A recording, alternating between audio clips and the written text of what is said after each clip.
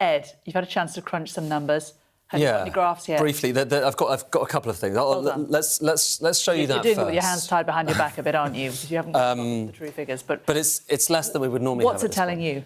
Yeah, let's do kind of, the big picture. And the big picture here, you were just hearing about it there from Beth. The big picture, when we look at just how much money we're talking about here, there was a lot of talk, wasn't there, about how this was a zero-based spending review and how everything was going to be reconsidered and, every single pound in each of these government departments was going to be thought about again.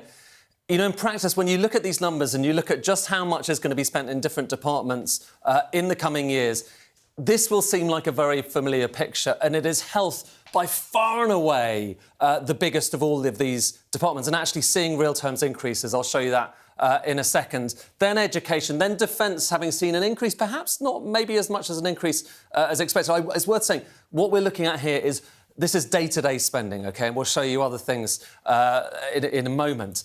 Home Office there, Beth was talking about. But let's just have a look, not just at the total amounts that each of these departments are spending, but at how much they have changed or they will be changed over the course of this spending review, because that really is the key thing, OK? And what you see, so science, innovation and technology, actually, interestingly, at the top in terms of the increase over this period.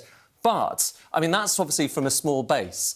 The other interesting thing to look at is the real big winner in terms of the big departments is there. It's health and social care. So that is where you're seeing the big winners. And then defence is down there and education slightly in positive territory, at least according to the Treasury's numbers. But then you have some of the losers. And so there's the Home Office there, one of the bigger losers of the big departments here.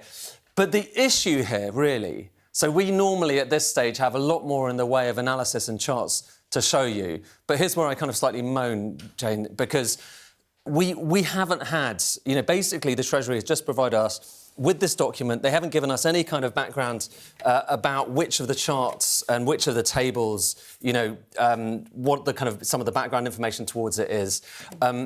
Normally you have the Office of Budget Responsibility basically policing this and saying, look, here's what the Treasury says, but here's what the reality is, or here's a different way of looking at it. This time around you don't have that, and it's kind of ironic that the Chancellor, who has said specifically she wanted to have the Office of Budget Responsibility just because of what happened with Liz Truss, policing these things, they haven't policed this, and as a result, it's going to take hours before people work out precisely where are the bombs buried here, where are the departments that are going to do better out of this, where are those that are going to do worse. And that makes it quite hard to get a sense of what is one of the biggest fiscal moments of this year. So that's my moan. We're going to have a lot more for you and a lot more kind of breakdown in the coming hours. But right now, we mostly just have that big picture. OK, brilliant. Well done. Well done for getting those statistics out as quickly as you were able to.